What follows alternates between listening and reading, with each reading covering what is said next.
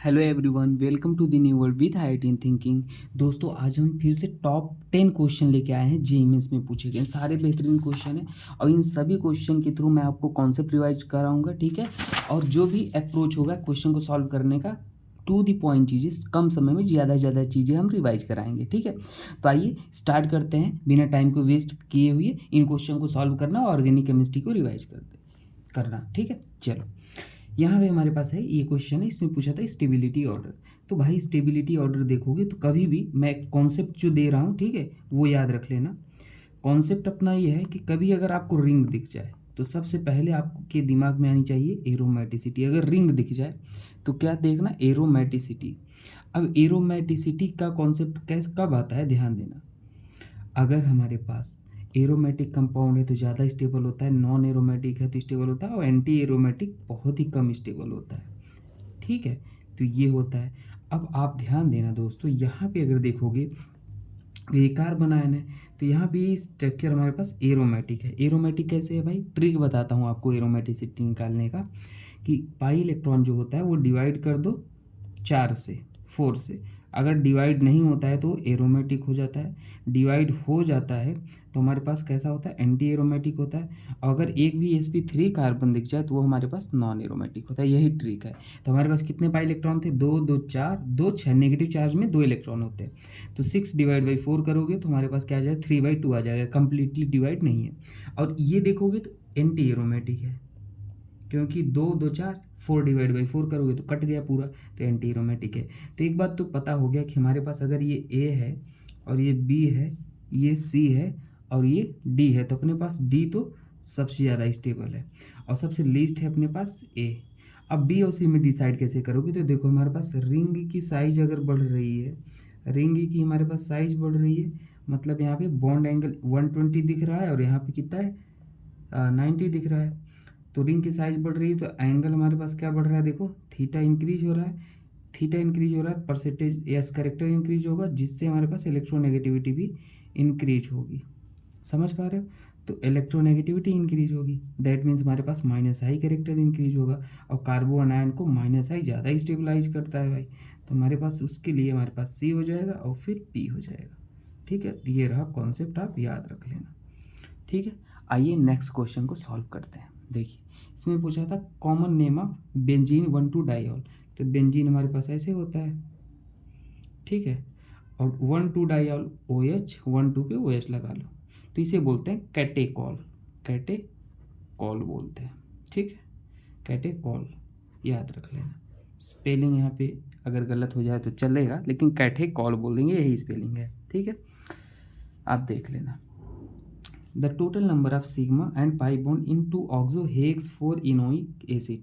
तो क्या बोला था, 2 ऑक्सो हेक्स, पैरेंट चेन में हेक्स, हेक्स बोल दिया ना। तो पैरेंट चेन में 6 कार्बन सबसे पहले बनाओ, 1 2 3 4 5 6। 2 पे ऑक्सो था तो 2 पे ऑक्सो मतलब हमारे पास कीटोन होता है। और हमारे पास क्या बोला था, 4 पे इनोइन था। तो अगर हमारे पास 4 पे इनोइन था तो 1 2 3 4, यहाँ पे 4 इन आइन था, आइन था मतलब ट्रिपल बॉन्ड आइन था। ओइक एसिड था तो मतलब हमारे पास OH था। हो गया भाई, सिंपल है ये। एच एच एच, और यहाँ पे कंप्लीट एवलेंसी एच एच, और अपने पास ये हो गया, ये कंप्लीट है। तो यहाँ पे हम देख पा रहे हैं कि सिग्मा बॉन्ड कितने हैं, काउंट करो पहले। ये 3 हो गए, 4 5 6 7 8 9 10 11 12, और ये हमारे पास 13 है, ठीक है। 13 अपने पास सिग्मा बॉन्ड दिख रहे हैं। पाई बॉन्ड कितने दिख रहे हैं, 1 2 3 4, ठीक है। 4 पाई बॉन्ड दिख रहे हैं। तो अपने पास पाई बॉन्ड कितने आ गए, 4 आ गए। तो ये हमारे पास टोटल अगर देखेंगे तो हमारे पास क्या पूछा था, the total number of sigma and pi bond. तो 13 14 15 16 17, ये 17 आ रहे हैं। एक कहीं पे मिसिंग लग रहा है, और इसको भी देख लेते हैं, क्या था, 2 ऑक्सो हेक्स, हेक्स 4 आइन। तो 1 2 2 पे ऑक्सो लगा दिया, 1 2 3 4, 4 पे हमने आइन लगा दिया, और ठीक है, हेक्स है ये 4, वही एसिड है, ठीक है। तो 1 2 3 4 5 6 7 8 9 10 11 12 13 14। देखा भाई 14 थे हमारे पास, तो ये 14 सिग्मा थे और 4 पाई था, तो ये अपने पास टोटल आ जाएंगे 18 आ जाएंगे। तो ये आप याद रख लेना, ठीक है। याद क्या रख लेना, कैसे सॉल्व करना है। ऑक्सो आईयूपैक नोमेनक्लेचर भी आपका सॉल्व हो गया इस क्वेश्चन से। तो आइए नेक्स्ट क्वेश्चन को सॉल्व करते हैं। देखिए नेक्स्ट क्वेश्चन था हमारे पास कि आर्थो पैरा डायरेक्टिंग और मेटा डायरेक्टिंग, ये ग्रुप जो है आर्थो डायरेक्ट करेंगे या पैरा। तो देखो इनका कॉन्सेप्ट मैं समझा देता हूँ। अगर आपके पास एक बेंजीन रिंग है, ठीक है, और आपके पास यहाँ पे एक ग्रुप लगा हुआ है कोई, और आपके पास ये इलेक्ट्रोफाइल है सामने से, तो इलेक्ट्रोफाइल कहाँ पे जाके जुड़ेगा, तो ये डिपेंड करता है ग्रुप पे। अगर ग्रुप आपके पास कौन सा है, इलेक्ट्रॉन विड्रॉइंग ग्रुप है। जैसे इलेक्ट्रॉन विड्रॉइंग कौन होता है, जैसे -R जो लगाए, -M जो लगाए, -H जो लगाए और -I जो लगाए, तो वो हमारे पास कहाँ पे डायरेक्ट करते हैं आने वाले इलेक्ट्रोफाइल को, इलेक्ट्रोफाइल को डायरेक्ट करेंगे मेटा पे। और अगर हमारे पास जो G है वो क्या हो, electron donating group, electron donating group है, तो आने वाले इलेक्ट्रोफाइल को हमारे पास आर्थो और पैरा पे डायरेक्ट करते हैं। इलेक्ट्रॉन डोनेटिंग जैसे +R +H और +I, ठीक है।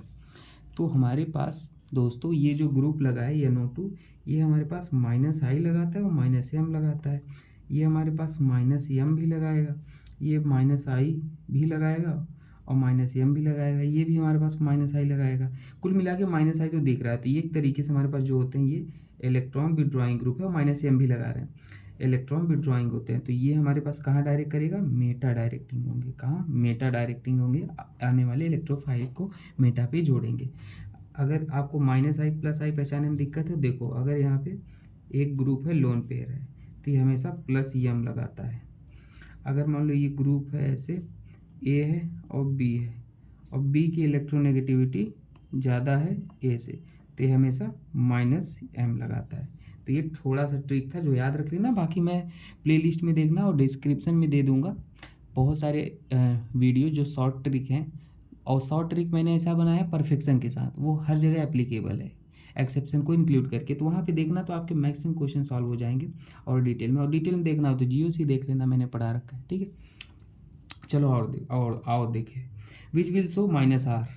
तो भाई इस पे भी लोन पेयर है, ये +M इफेक्ट लगाएगा, +M या +R बोल लो, ठीक है, एक ही बात। वैसे रेजोनेंस बाई डायरेक्शनल होता है, मेसोमेरिक यूनिडायरेक्शनल होता है, ये चीज़ें भी याद रख लो। तो ये हमारे पास +M, ये भी हमारे पास, ये भी हमारे पास +M, यही हमारे पास है जो क्या -R लगाएगा या -M बोल लो आप। तो ऑप्शन नंबर ये C हो जाएगा, ठीक है। यहाँ पे देख लो, number of optical isomer for two chlorobutane. तो ब्यूटेन बना लो, 4 कार्बन है, ब्यूटेन बना लो। 2 पे क्लोरो है तो क्लोरो। अब देखो ये कार्बन कायरल है, तो यहाँ पे कायरल कार्बन है, तो R एंड S पॉसिबिलिटी होगी, 2 ही बन पाएंगे। RS नॉमिन, ये कायरल क्या होता है, sp3 hybridise carbon 4 different group से जुड़ा हो तो कायरल होगा। कार्बन की जगह नाइट्रोजन, फास्फोरस, सल्फर भी हो सकते हैं। यहाँ बोला था आईयूपैक नोमेनक्लेचर, तो आईयूपैक नोमेनक्लेचर क्या हो जाएगा, 1 2 3 4। तो हमारे पास क्या हो जाएगा, ब्यूटेन और क्या हो जाएगा, नाइट्राइल, ब्यूटेन नाइट्राइल, CN को बोलते हैं। सिंपल था, ठीक है, इसको नाइट्राइल बोल देते हैं। अब देखो